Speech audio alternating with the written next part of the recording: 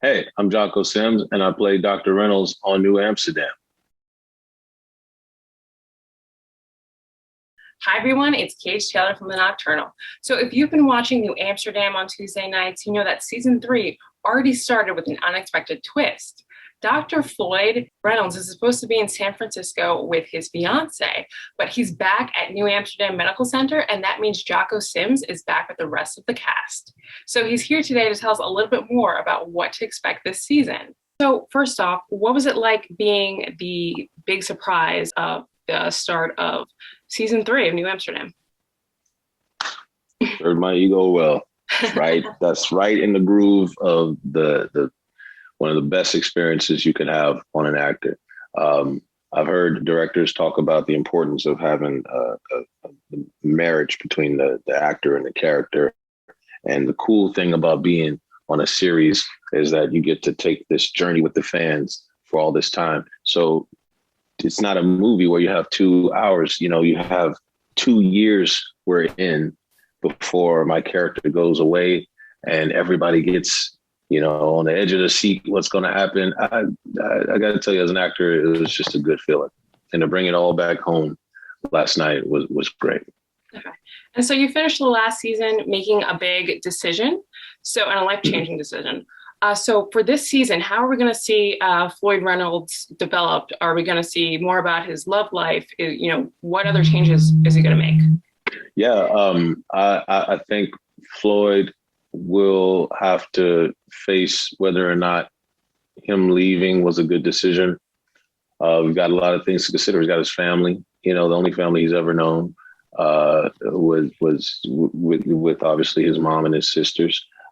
He's got his colleagues who he felt guilty about leaving during the middle of this. Actually, prior to the pandemic hitting, Floyd had 3 deaths at his hospital in San Francisco. New York had New York, Bellevue, also known as New Amsterdam, had thousands. So he feels bad about that. He's going to have to reconcile with that, or have to figure out if he made the right decision, or if he wants to not be there, if something like that happens again. And any other changes, I think Reynolds will have to find his footing a bit when he gets back to the hospital. Off the bat, he has to deal with the fact that he's no longer in the system. He's like literally named out in the computer, treat him like a guest, give him a visitor name tag. You'll see at the beginning of the next episode. And that's kind of rough for him. He also sees that his colleagues have kind of moved on. We're all kind of sad when you're working with somebody and they leave, or if you have to leave. But the thing about New Amsterdam is that's a well-oiled machine, and you have to deal with the fact that people are still on ventilators. So 17, and I was supposed to come back in episode 21, just a few episodes later in season 2. Well, the pandemic happened, and that 3 weeks turned into a year. And we've just been having fun with that. Everybody hitting, I got hundreds of people over the course of the year hitting me up saying, what's going on with Dr. Reynolds? And I'm not watching no more if Reynolds ain't on. And it's just been great. It's just been great. I'm glad to see the support, and now support all over the world, because I think on Netflix, not here in the US, but all over the world, in Netherlands, Romania, and Portugal, we're like number 1 and number 2 there. And so this past week, I've been getting people from all around the world asking, is Dr. Reynolds coming back? So unfortunately for them, I feel like it was spoiled last night if they're going online, because obviously season 3 is not available to them yet. Mhm. And then, so what was it like being back on set with the cast? Just fantastic. Well, I will say, I wasn't really gone much longer than they were. I might have missed 2 episodes. But as far as getting back after the pandemic, because we were supposed to start back up in July, we didn't get back until October. And, in quarantine, started getting a little stir crazy. So you're just itching to get back to work. And once we got back, it was just great. It was like we picked up where we left off. There was some differences as far as a protocol with COVID and whatnot, but everything, the network and the producers have been just handling it well. And it's just good to be back. Mhm. So, speaking of the pandemic, how do you think the show has handled having a pandemic of its own and kind of mirroring real life? Yeah, we definitely will be touching on that a lot more. But what is great, what the writers did not fall in the trap of making the pandemic the main character of this season, and it was smart because uh, we started writing the episodes, I think, in like the summer, July, if not sooner, and we thought that we would be airing by September, if not October, November. And we didn't, we found out we weren't going to air it till March. So this episode they wrote in July that you saw last night, um, we didn't know where the pandemic was going to be. We didn't know if we'd have a vaccine. We didn't know what president we'd have. We didn't know any of that stuff.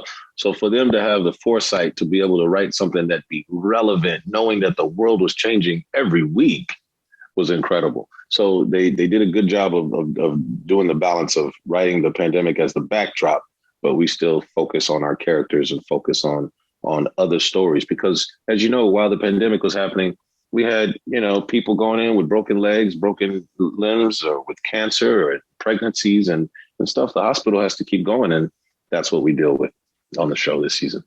Yeah, and then you also deal with so many different social issues. Is there any issue or episode that really resonated with you that you learned more about, or you learned a different perspective about an issue? Absolutely. I'm going to drop a stat that that's going to drop many episodes down the line. And it is a character mentions that Black doctors get paid 30% less than white doctors do. Like, blew my mind to hear that. I think I already kind of would imagine that. You see that disparity in all kinds of fields, but gosh, the medical field, I mean, that's scary to know that. And it's true. You know, obviously take what our writers write for where, especially facts like that. They love to take the opportunity to hit you with those gems. And I'm always learning. Every season they hit me with something, and I literally have to call and be like, for real?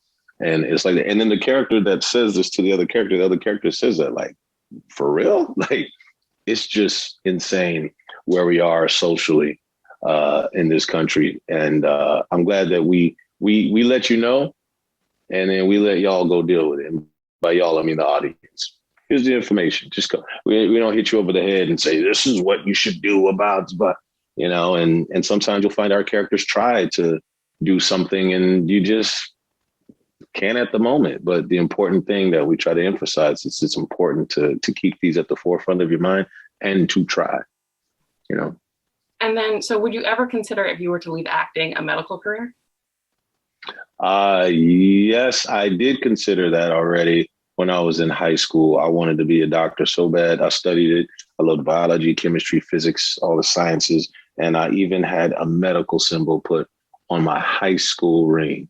And then I get to college, and for some reason, I decide I don't want to be in school for the next 12 years.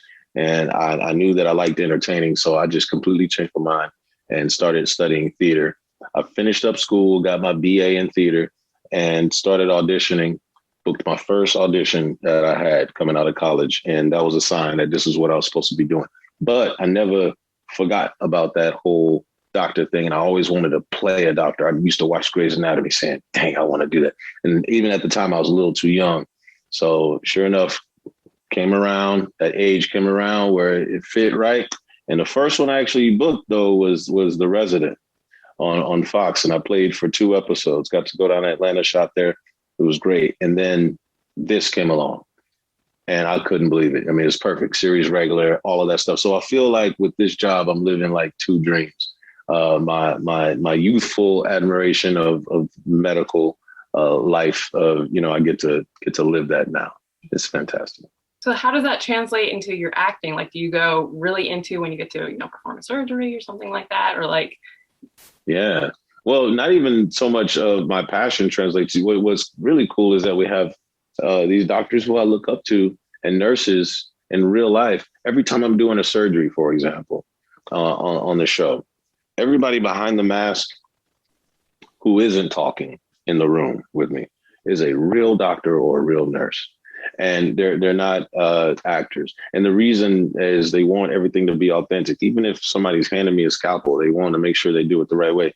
One, we don't really have the time to train and teach actors every aspect. It's just better once, everybody who comes in knows the ropes. And also they're there to watch us and guide us and lend a helping hand in any way that they can. And it's been great. So they inspire me and they keep me on my P's and Q's.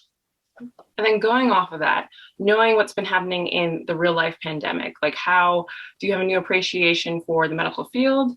And what has it been like watching you handle a pandemic on television? Yeah, I mean, even dealing with the people who I just spoke of, it's all fun and games on set, but, they had to go be on the front lines during the pandemic and risk their lives to save others. And we stayed in touch with them through our group text. We had our cast, crew, and producers and our medical advisors at Bellevue saving lives. It was just very surreal, very surreal. And then to get to come back and tell those stories, and they've come right back when they're available. They're there with us, and it's just so authentic. And I think you could see that in the show when you watch. And it's amazing for me as a fan of the show and the writing and the stories. And it's amazing as an actor to be able to take these and these stories and bring them to life and to educate everyone out there of what's going on in our healthcare system. Let everybody know what it was like to be on the front lines during the pandemic, and to also drop those social gems and make sure that the masses can eventually become woke by watching episodes of New Amsterdam. Great. And then I think I have time for one last question. So as fans are going into this new season, what do you hope that they love, learn, see going into the season and pay attention to? Yeah, well, we will have, and speaking of social justice, we have an episode that deals with Black Lives Matter, but we have a couple. The first one is kind of comical and in a good way. And I think it's good. It's lighthearted. We don't hit you over the head with it. But at the same time, you'll leave that episode very informed. You'll leave that episode also being entertained. And I think that's the approach that we need to take right now. Just let everybody know what's going on, but at the same time, make sure we still having fun. Make sure that we tell those heartfelt stories, and you have that box of Kleenex right there with you every episode, because that's what we're known for.